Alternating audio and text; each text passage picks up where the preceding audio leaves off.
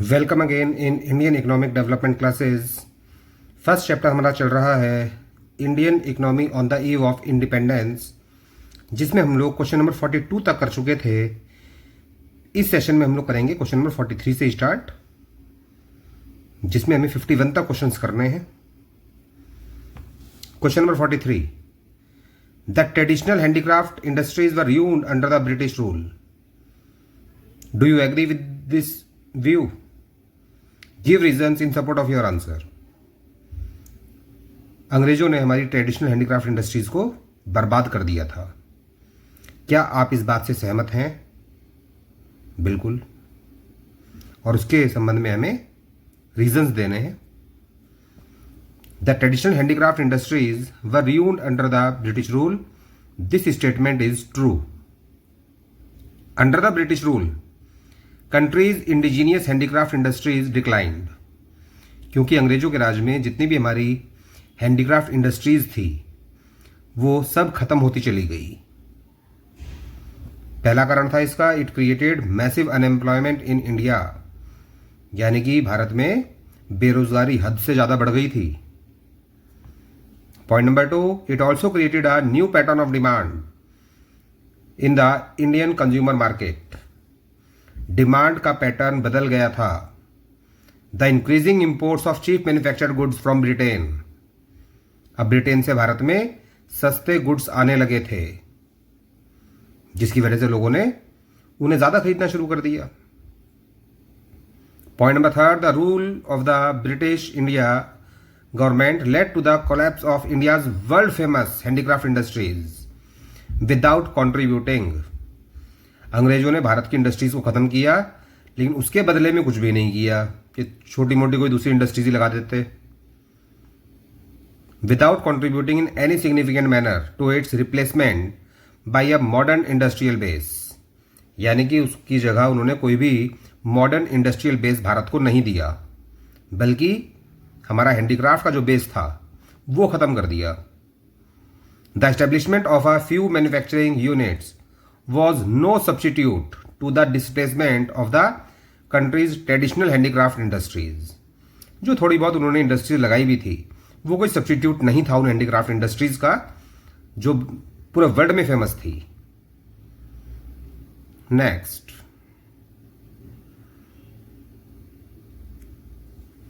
Critically apprise, यानी कि आलोचनात्मक व्याख्या करनी है हमें, अर्थात बुराई करनी है इस चीज की। Some of the shortfalls of the industrial policy pursued by the British colonial administration। अंग्रेजी सरकार की जो इंडस्ट्रियल पॉलिसी थी उसकी हमें आलोचना करनी है यहां पर, यानी कि उसकी कमियां बतानी है।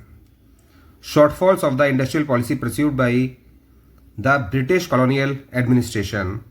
Point number 1, slow progress. The progress of the modern industry remained very low. Modern industries में जो तरक्की देश में होनी चाहिए थी वो तरक्की नहीं हो रही थी और प्रोग्रेस बहुत ज्यादा धीरे थी। And point number 2, lack of capital goods industries. There was hardly any capital good industry to help promote industrialisation in India. Bharat में कोई भी कैपिटल गुड्स की इंडस्ट्री नहीं थी। कैपिटल गुड्स इंडस्ट्री का मतलब एक ऐसी इंडस्ट्री जहां पर मशीन्स बनाई जाती हैं जो कि दूसरी इंडस्ट्रीज के लिए बेस का काम करती हैं। अगर देश में इंडस्ट्रीज नहीं होंगी तो देश में अनएम्प्लॉयमेंट भी ज्यादा होगा और गरीबी भी ज्यादा होगी। और इंडिया में इंडस्ट्रीज की कमी इसलिए थी क्योंकि इंडिया में कैपिटल गुड्स इंडस्ट्रीज ही नहीं थी। नेक्स्ट पॉइंट, यही क्वेश्चन कंटिन्यू होगा अभी।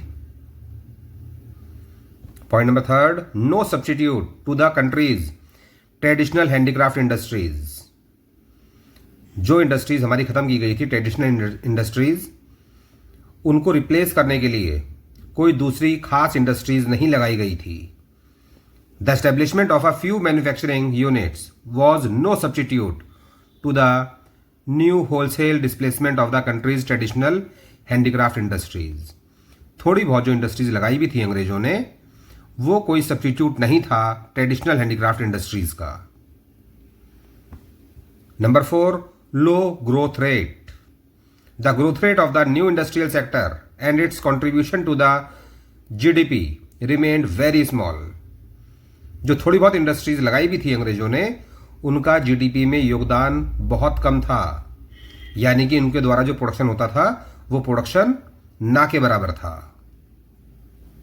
Point number 5, limited area of operation of the public sector.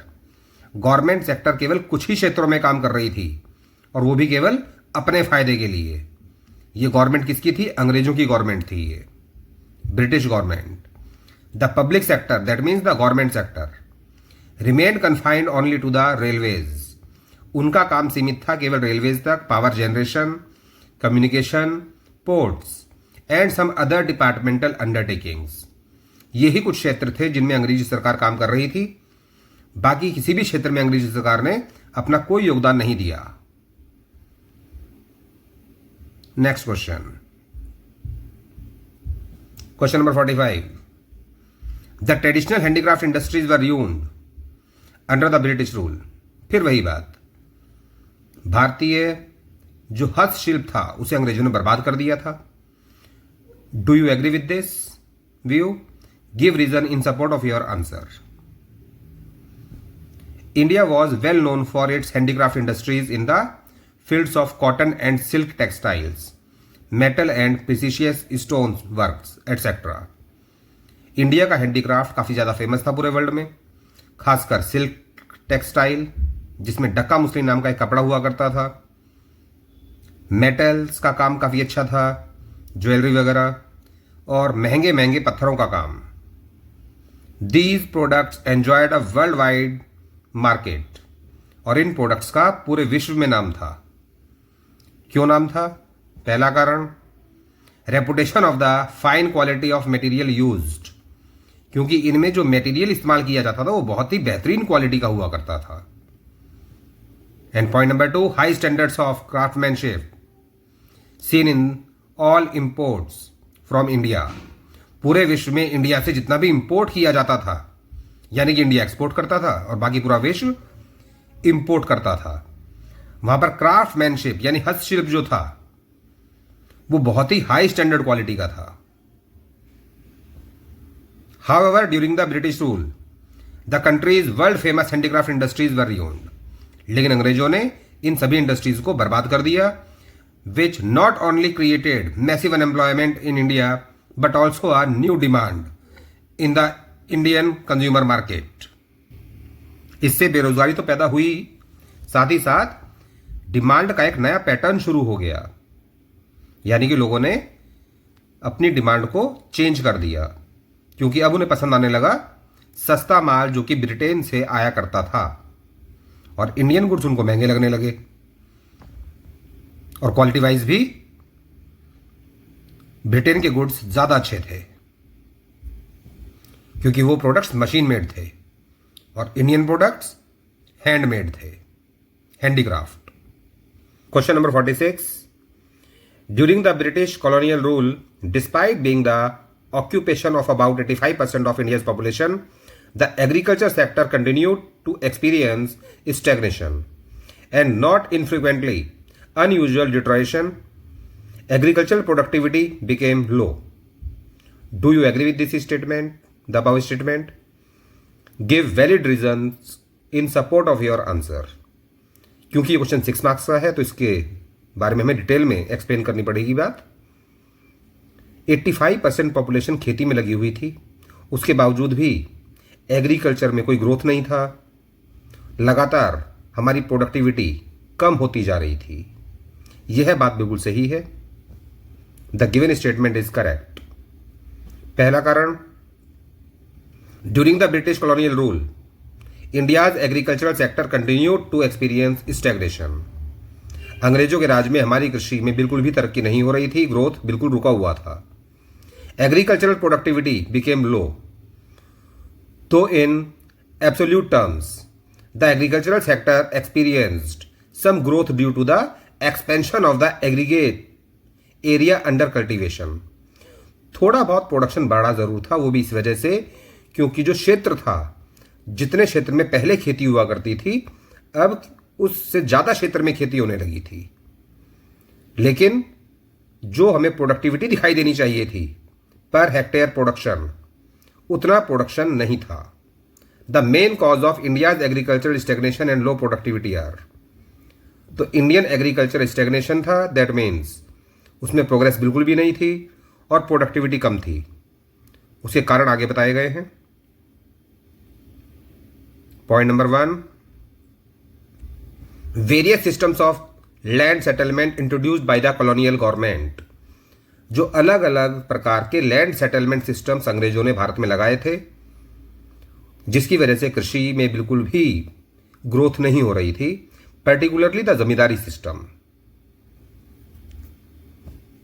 The profit accruing out of the agriculture sector went to the zamindars, जो भी प्रॉफिट पैदा होता था एग्रीकल्चर सेक्टर से वो सब खींच लिया करते थे जमींदार। However, neither the colonial government nor the zamindars did anything to improve the condition of agriculture. ना तो अंग्रेजी सरकार ने और ना ही जमींदारों ने कभी भी कोशिश की कि भारतीय कृषि में कुछ सुधार किया जाए। Point number B, the main interest of the zamindars was only to collect rent regardless the economic condition of the cultivators. This caused immense misery and social tension among the cultivators. जमींदारों का काम था केवल और केवल अधिक से अधिक लगान वसूल करना किसानों से। उन्हें इस बात से कोई मतलब नहीं होता था कि किसानों की आर्थिक स्थिति अच्छी है या खराब है, जिस वजह से भारतीय किसान कष्टपूर्ण जिंदगी जी रहा था और सामाजिक रूप से परेशान था। Point number C, zamindars adopted such an attitude mainly because of the terms of the revenue settlement. और जमींदार भी इस प्रकार का एटीट्यूड इसलिए रखते थे क्योंकि रिवेन्यू सेटलमेंट सिस्टम जो था वो उनकी मजबूरी थी। Dates for depositing specified sums of revenue were fixed. अंग्रेजों ने एक डेट फिक्स कर रखी थी, एक समय सीमा निश्चित की हुई थी कि कितने समय के अंदर अंदर जमींदारों को लगान जमा कराना पड़ेगा अंग्रेजी सरकार के पास। Failing which the zamindars were to lose their rights. और अगर जमींदारों ने समय पर लगान नहीं भरा, किसानों से वसूल कर जो लगान भरना चाहिए था, अगर वो समय पर नहीं भरा तो वो अपना अधिकार खो देंगे और अंग्रेजी सरकार उनके बजाय किसी और को फिर जमींदार बना देगी। तो यहां पर जमींदार भी मजबूर थे अत्याचार करने के लिए। अभी फर्स्ट पॉइंट हमने किया है, जिसमें 3 पॉइंट हमने पढ़े, point number A, point number B, point number C. याद करने के उद्देश्य से आप केवल ये कलर्ड आइटम्स को देख लें, उससे भी आप टॉपिक को याद कर सकते हैं आसानी से। जैसे कि फर्स्ट पॉइंट में जमींदारी सिस्टम यही जिम्मेदार था किसानों की पिछड़ेपन के लिए, कृषि के पिछड़ेपन के लिए। प्रॉफिट सारा का सारा जमींदार खींच लिया करते थे। उनका काम था केवल रेंट कलेक्ट करना। इकोनॉमिक कंडीशन से उन्हें कोई मतलब नहीं होता था किसान की, जिस वजह से किसान कष्ट में था। और लास्ट पॉइंट में डेट डिपॉजिटिंग फिक्स थी कि कितने समय के अंदर अंदर जमींदारों को लगान जमा कराना पड़ेगा अंग्रेजी सरकार के पास, वरना वो अपना अधिकार खो देंगे। तो इस प्रकार से आप जो कलर्ड आइटम्स हैं उनके द्वारा भी टॉपिक्स को आसानी से याद कर सकते हैं। Then point number 2, low level of technology, lack of irrigation facilities and negligible use of fertilisers. कृषि में टेक्नोलॉजी बहुत ज़्यादा लो थी, पुरानी टेक्नोलॉजी थी, सिंचाई सुविधाएं अवेलेबल नहीं थी, खाद का प्रयोग ना के बराबर किया जाता था। All contributed to the dismal level of agricultural productivity, अर्थात यही सब चीज़ें जिम्मेदार थी जिसकी वजह से पर हेक्टेयर प्रोडक्शन भारत में बहुत कम था, या कह सकते हैं पर हेड प्रोडक्शन, यानी एक व्यक्ति के द्वारा किया गया production. Point number 3, absence of adequate infrastructure. कृषि में जिस प्रकार के इंफ्रास्ट्रक्चर की आवश्यकता होती है वो इंफ्रास्ट्रक्चर भारत में कभी भी डेवलप नहीं किया गया अंग्रेजों के द्वारा। Despite some progress made in irrigation, India's agricultural was starved of investment in terracing, flood control, drainage and desalination of soil. थोड़ी बहुत इरिगेशन में प्रोग्रेस ज़रूर हुई थी, लेकिन जो इन्वेस्टमेंट होनी चाहिए थी टेरेसिंग में, फ्लड कंट्रोल में, ड्रेनेज सिस्टम में और सॉयल की यानी कि मिट्टी की उपजाऊ शक्ति बढ़ाने के लिए, ऐसा अंग्रेजों ने कोई इन्वेस्टमेंट देश में नहीं किया। A large section of tenants, small farmers and sharecroppers neither had resources and technology nor had incentive to invest in agriculture. ना तो उनके पास रिसोर्सेज थे किसानों के पास, ना ही टेक्नोलॉजी थी, और ना ही वो प्रेरित हुआ करते थे पैसा इन्वेस्ट करने के लिए कृषि में। क्योंकि प्रेरित तो तब होते जब उनको लगता कि अब यहां से कुछ कमाई होगी, तब थोड़ा बहुत वो इन्वेस्ट करने के बारे में सोचते भी। लेकिन जब उनको दिखाई देता था कि यहां पर कोई कमाई नहीं हो रही है और अगर हमने फसल अच्छी पैदा कर भी ली तो सारी की सारी फसल जमींदार खींच लेगा हमसे, तो इसलिए वो इन्वेस्टमेंट करते भी नहीं थे। Point number 4, even commercialisation of agriculture could not help farmers in improving their economic conditions. यानी कि कैश क्रॉप्स पैदा करने के बाद भी, ऐसी फसल जो कि मार्केट में अच्छे दामों पर बिक जाती है, उसके बाद भी किसानों को इसका कोई फायदा नहीं मिला। Instead of producing food crops, now they were producing cash crops. अब फूड क्रॉप्स पैदा करने की बजाय वो कैश क्रॉप्स पैदा करने लगे थे, जिनके मार्केट में अच्छे दाम मिल जाते हैं, which were to be ultimately used by British industries back home. और ये जो कैश क्रॉप्स थे, ये भी ब्रिटेन इंडस्ट्रीज खींच लिया करती थी इंडिया से, जिसकी वजह से इंडिया की इंडस्ट्रीज के पास रिसोर्सेज की हमेशा कमी रही और ब्रिटेन की इंडस्ट्रीज फलती फूलती रही। नेक्स्ट क्वेश्चन नंबर 47,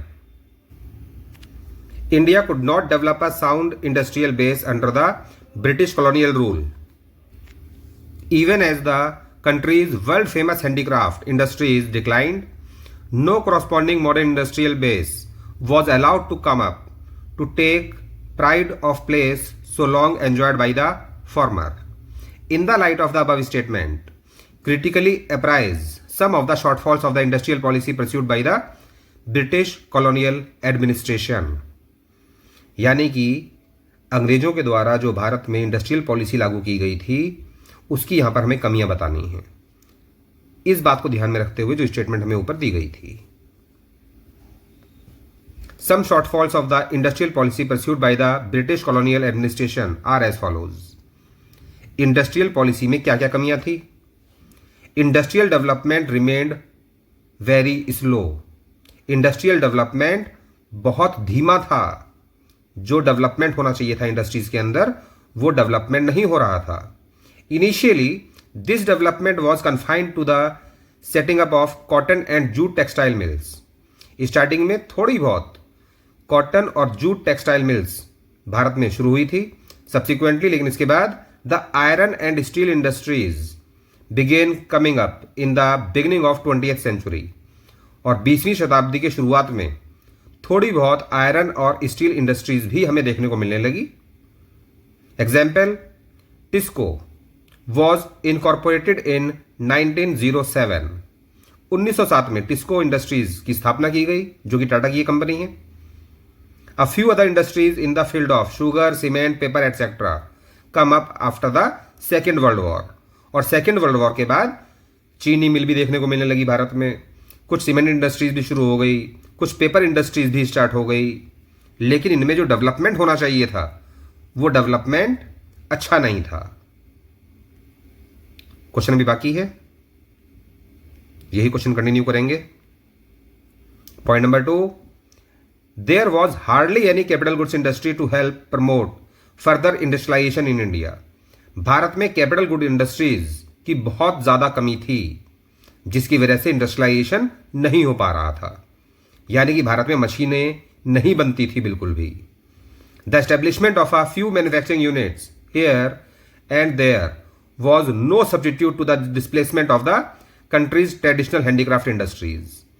और थोड़ी बहुत जो इंडस्ट्रीज खोली गई थी अंग्रेजों के द्वारा, कुछ यहां पर कुछ वहां पर, वो सब्स्टिट्यूट नहीं था हैंडीक्राफ्ट इंडस्ट्रीज का।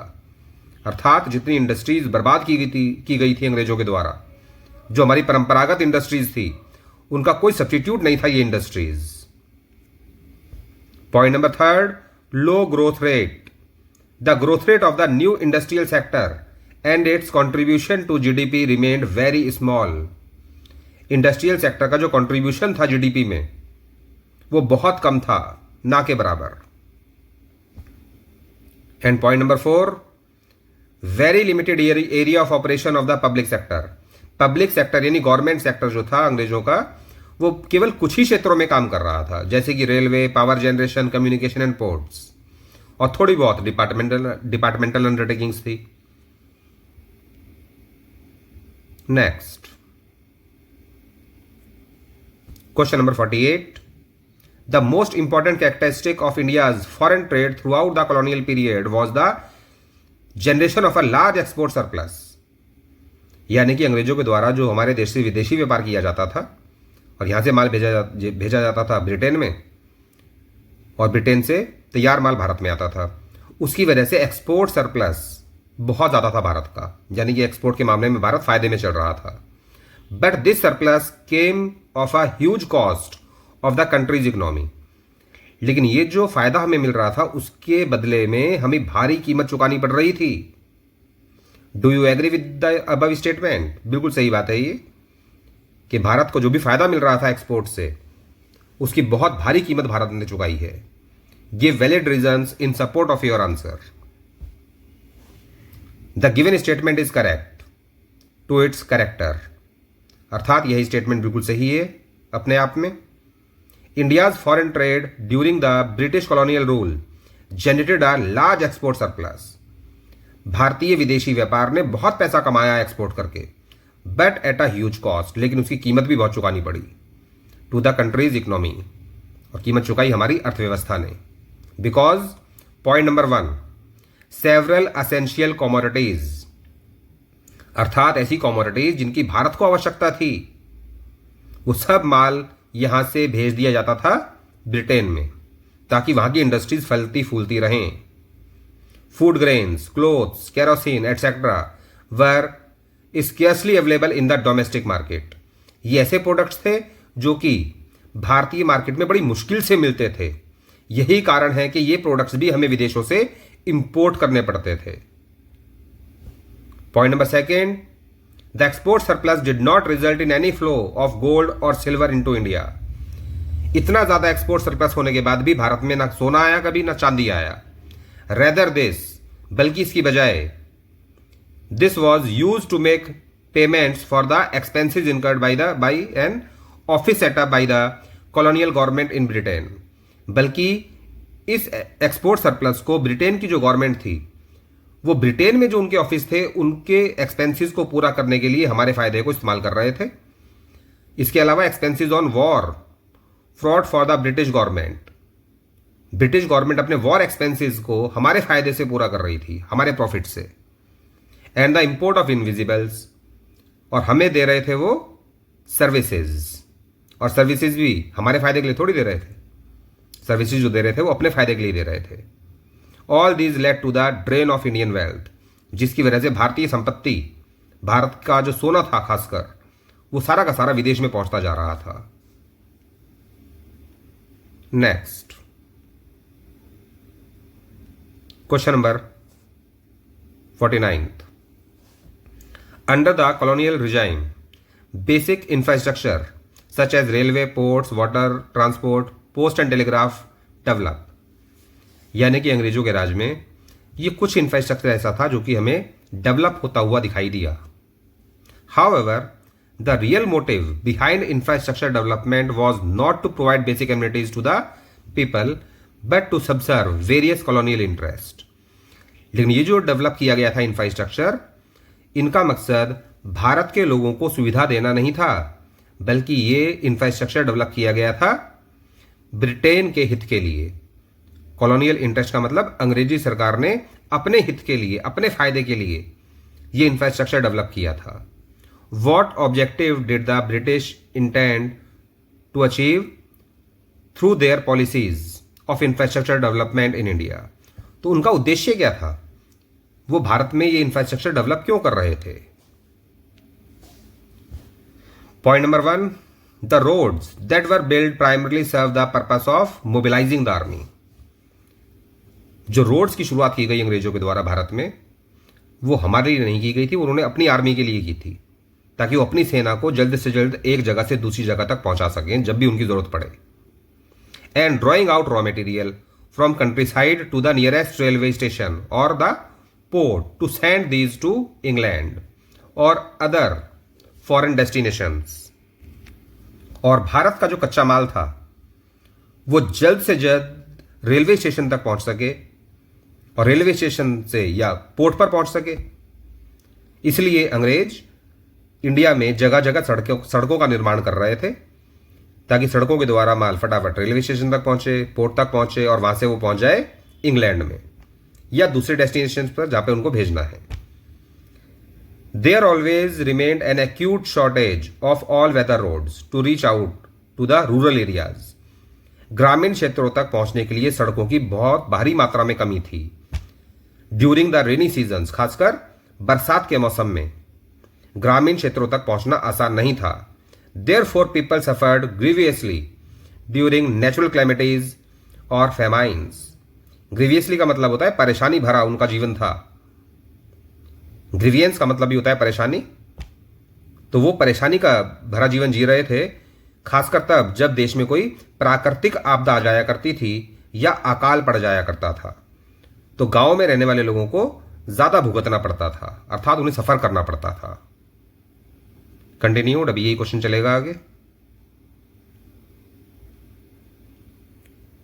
Point number 2, the introduction of the railway by the British in 1850 fostered commercialisation of Indian agriculture. 1850 में जब रेलवे की शुरुआत हो गई तो इंडियन एग्रीकल्चर को एक नया नजरिया मिला, कमर्शलाइजेशन ऑफ इंडियन एग्रीकल्चर, क्योंकि अब किसान समझ गया था कि वो अपनी फसल को दूर दूर तक आसानी से पहुंचा सकता है.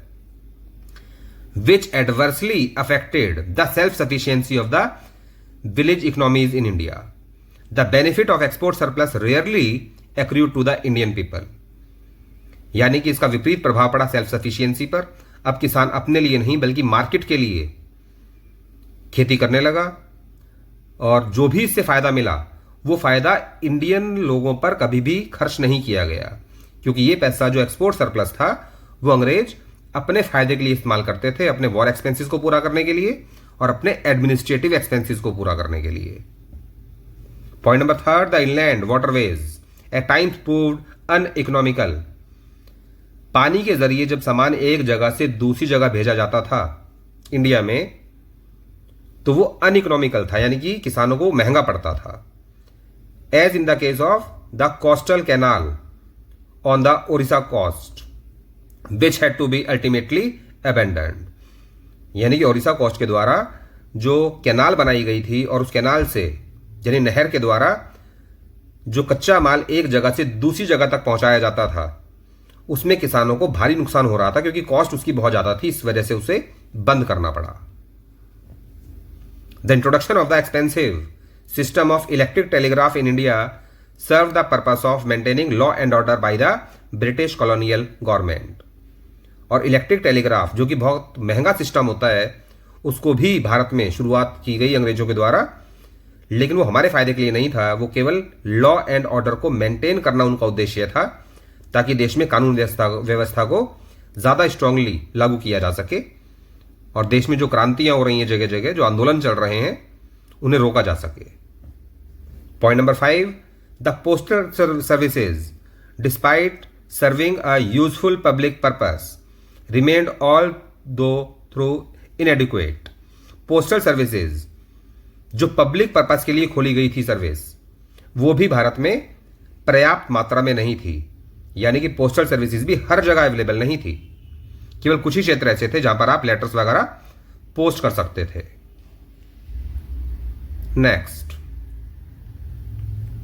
Question number 50. The introduction of the railways in India was considered as one of the most important contributions of the British. अंग्रेजी सरकार का बहुत बड़ा योगदान था कि उन्होंने भारत में रेलवे की शुरुआत की. However, the social benefits which the Indian people gained owing to the introduction of the railways were outweighed by the country's huge economic loss. लेकिन रेलवे से जो भारत को फायदा मिला उससे ज्यादा भारतीय अर्थव्यवस्था को नुकसान हुआ.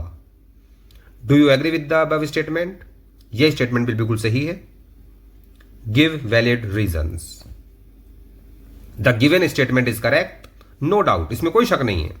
The introduction of the railways by the British was one of their most important contributions as it enabled people to undertake long distance travel and thereby break geographical and cultural barriers।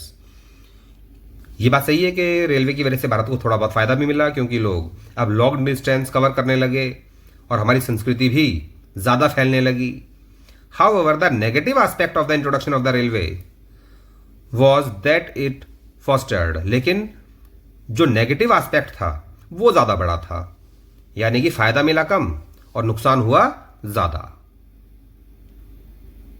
Question ये continue है, अभी ये चलेगा अगले page पर भी। It fostered commercialisation of Indian agriculture which adversely affected the self sufficiency of the village economies in India. That means किसान अब खेती करने लगा मार्केट में फसल को बेचने के लिए, जिसका सेल्फ सफिशियंसी पर बुरा प्रभाव पड़ा। Moreover, the benefits of the expanded volume of India's export rarely accrued to the Indian people। और एक्सपोर्ट की वजह से जो फायदा इंडिया को मिला वो इंडियन पीपल को कभी नहीं मिला। Rather, the export surplus was used to make payments for the expenses incurred by an office set up by the colonial government in Britain। बल्कि एक्सपोर्ट सरप्लस को वो लोग खर्च किया करते थे ब्रिटेन के ऑफिसेज पर, जिसे कहा जाता है एडमिनिस्ट्रेटिव एक्सपेंसेस।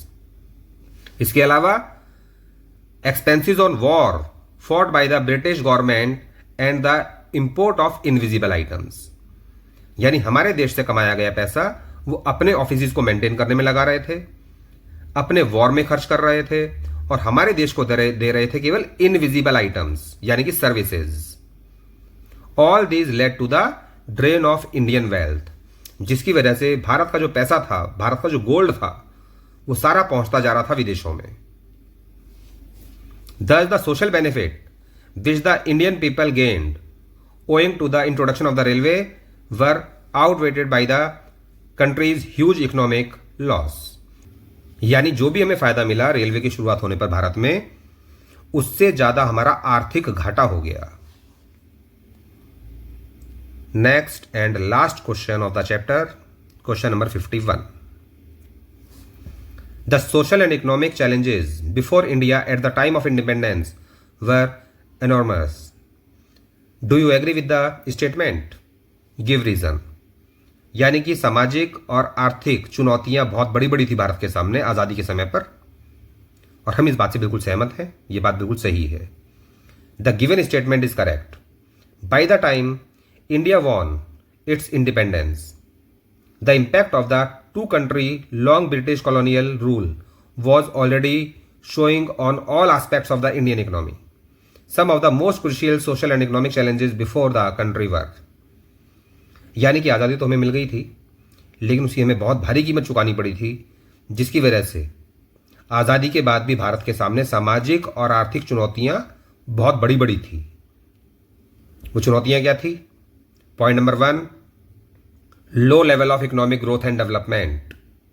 आर्थिक विकास बहुत धीमा था भारत में। The countries growth of aggregate real output was less than 2%, यानी कि नेशनल आउटपुट भारत में केवल 2% से भी कम बढ़ रहा था, अर्थात प्रोडक्शन बहुत कम था भारत में। Coupled with about 0.5% per annum growth in per capita output, जिसे पर कैपिटा जीडीपी भी कहा जाता है, और एक व्यक्ति के हिस्से में आने वाले जो गुड्स एंड सर्विसेज हैं वो केवल 0.5% यानी कि आधा % ही उसमें ग्रोथ रेट था, यानी कि इकोनॉमिक ग्रोथ बहुत धीमा था भारत में। कंटिन्यूड, यही क्वेश्चन चलेगा, लास्ट क्वेश्चन है ये। Point number 2, the agricultural sector was already settled with surplus labour. भारतीय कृषि में जितने लोगों की आवश्यकता थी उनसे ज्यादा लोग काम पर लगे हुए थे, एंड एक्सट्रीमली लो प्रोडक्टिविटी, लेकिन पर हेड प्रोडक्शन जो हमें मिलना चाहिए था वो नहीं मिल रहा था, वो प्रोडक्टिविटी बहुत ज्यादा कम थी। About 75% of the countries population derived livelihood directly और इनडायरेक्टली फ्रॉम एग्रीकल्चर। देश में 75% पॉपुलेशन ऐसी थी जो कि अपनी रोजी रोटी पाती थी डायरेक्टली या इनडायरेक्टली कृषि से ही। Agricultural productivity was extremely low, लेकिन कृषि में जो प्रोडक्टिविटी थी वो बहुत धीमी थी due to low level of technology. उसका कारण था कि टेक्नोलॉजी बहुत पुरानी थी हमारे पास, इरिगेशन फैसिलिटीज की बहुत ज़्यादा कमी थी और फर्टिलाइजर्स का यूज ना के बराबर हुआ करता था, negligible use of fertilisers. Point number third, the industrial sector was crying for modernisation. Industrial sector जो था वो रो रहा था क्योंकि उसके पास अच्छी टेक्नोलॉजी नहीं थी, डाइवर्सिफिकेशन की कमी थी। केवल कुछ ही क्षेत्र ऐसे थे जहां पर इंडस्ट्रीज काम कर रही थी और अलग अलग इंडस्ट्रीज की भारत में कमी थी जो प्रोडक्ट्स हमें विदेश से इंपोर्ट करने पड़ते थे। कैपेसिटी बिल्डिंग की कमी थी, यानी कि उनकी क्षमता उतनी नहीं थी जितनी की इकोनॉमी में गुड्स की डिमांड थी। एंड इंक्रीज्ड पब्लिक इन्वेस्टमेंट, और यही कारण है कि गवर्नमेंट इन्वेस्टमेंट ज्यादा हुआ करता था, प्राइवेट सेक्टर के हाथ में इंडस्ट्रीज को नहीं दिया गया था आजादी के बाद। यहां पर मेन रोल दिया गया था पब्लिक सेक्टर को। There were only a few industries in the fields of cotton and jute, textile, iron and steel, sugar, cement, paper etcetera. केवल थोड़ी बहुत ही इंडस्ट्रीज थी देश के अंदर। कुछ कॉटन इंडस्ट्रीज थी, कुछ जूट टेक्सटाइल इंडस्ट्रीज थी, आयरन एंड स्टील जिसमें भी पीछे आपको नाम भी बताया था टिस्को कंपनी का 1907 में जो शुरुआत की गई थी जिसकी, कुछ शुगर मिल्स थी, कुछ सीमेंट इंडस्ट्रीज थी और कुछ पेपर इंडस्ट्रीज थी। There was hardly any capital good industry. ऐसी इंडस्ट्री तो थी ही नहीं जहां पर मशीनें बनती हों to help promote industrialisation in India, जिससे कि इंडिया में इंडस्ट्रियलाइजेशन को बढ़ावा मिल सके। क्योंकि अगर हम चाहते हैं कि भारत में इंडस्ट्रियलाइजेशन को बढ़ावा मिले तो भारत में कैपिटल गुड्स इंडस्ट्रीज का होना जरूरी है, अर्थात ऐसी इंडस्ट्रीज होनी जरूरी है जिसमें मशीनें बनाई जाती हों। The industrial growth rate was very low. यही कारण था कि भारत में इंडस्ट्रियल ग्रोथ रेट बहुत ज्यादा धीमा था, अर्थात ग्रोथ हो ही नहीं रहा था एक प्रकार से ये देखा जाए तो। The public sector remained confined only to the railways, power generation, communication, ports. और जो गवर्नमेंट सेक्टर था वो केवल कुछ ही क्षेत्रों में काम कर रहा था। Public sector means government sector, उसका काम सीमित था केवल रेलवेज से, पावर जनरेशन, कम्युनिकेशन, पोर्ट और थोड़े बहुत डिपार्टमेंटल अंडरटेकिंग्स में। कंटिन्यूड, क्योंकि 6 नंबर का क्वेश्चन है तो आंसर भी 6 नंबर लायक ही होना चाहिए इसका। Point number 4, foreign trade was oriented to feed the industrial revolution in Britain. विदेशी व्यापार इस प्रकार का था जिसका फायदा इंडियन इंडस्ट्रीज को नहीं मिल रहा था बल्कि ब्रिटेन की इंडस्ट्रीज फल फूल रही थी। British maintained a monopoly control over India's export and import. Britain ने अपना अधिकार जमा रखा था हमारे एक्सपोर्ट और इंपोर्ट पर। A large export surplus generated from India's foreign trade was use to make payments for the expenses incurred by an office set up the colonial government in Britain. हमारे देश से जो एक्सपोर्ट सरप्लस पैदा होता था, अर्थात एक्सपोर्ट से जो फायदा मिलता था, वो अंग्रेज अपने ऑफिसेज के एक्सपेंसेस को पूरा करने में खर्च कर रहे थे और हमारे देश को दे रहे थे इनविजिबल आइटम्स, यानी कि services, all of which led to the drain of Indian wealth, जिसकी वजह से हमारे देश की धन संपत्ति पहुंचती जा रही थी ब्रिटेन में। पॉइंट नंबर 5, इंफ्रास्ट्रक्चर फैसिलिटीज जैसे कि railway networks, roads, water transport, post and telegraph etcetera needed upgradation. ये इंफ्रास्ट्रक्चर तो अंग्रेजों ने बना दिया था लेकिन उसको वो अपग्रेड बिल्कुल नहीं कर रहे थे, जिसकी भारत में बहुत ज्यादा आवश्यकता थी पॉपुलेशन को देखते हुए। ना ही इसको एक्सपेंशन कर रहे थे वो लोग, एक्सपेंड भी नहीं कर रहे थे। एंड पब्लिक ओरिएंटेशन, यानी कि पब्लिक को देखते हुए जितनी पर्याप्त मात्रा में इंफ्रास्ट्रक्चरल फैसिलिटीज देश में होनी चाहिए थी वो नहीं थी। रेलवे की सुविधा केवल कुछ क्षेत्रों में ही थी, खासकर जैसे कि पीछे भी हमने पढ़ा था ग्रामीण क्षेत्रों तक रेलवे नहीं पहुंचती थी। Prevalence of rampant poverty and unemployment required welfare orientation of public economic policies.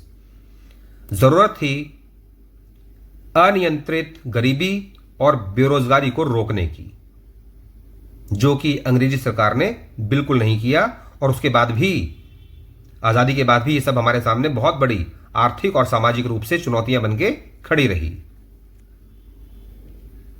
That's all for the chapter. यहां पर आपका चैप्टर फिनिश होता है। ये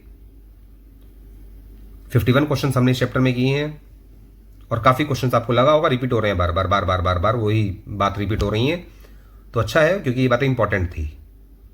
जब इंपॉर्टेंट बात बार बार रिपीट होती है तभी वो याद होती है। लेकिन अब आप लोग क्या करेंगे, उसको लिख लिख कर याद करेंगे ताकि एग्जाम में आपकी परफॉर्मेंस बहुत अच्छी रहे। एग्जाम में हैंडराइटिंग ज्यादा अच्छी बनाने की आवश्यकता नहीं पड़ती, केवल ऐसा लिखना कि टीचर को कम से कम समझ में आ जाए। क्योंकि बहुत से बच्चे हैंडराइटिंग अच्छी बनाने के चक्कर में पेपर छुड़ाते हैं। अगर आपको हैंडराइटिंग भी अच्छी चाहिए और मैटर भी ज्यादा चाहिए तो उसके लिए आपको करनी पड़ेगी प्रैक्टिस। इसलिए लगातार प्रैक्टिस करें, वीडियोस को बार बार देखें, लाइक करें और कमेंट करें। Thank you.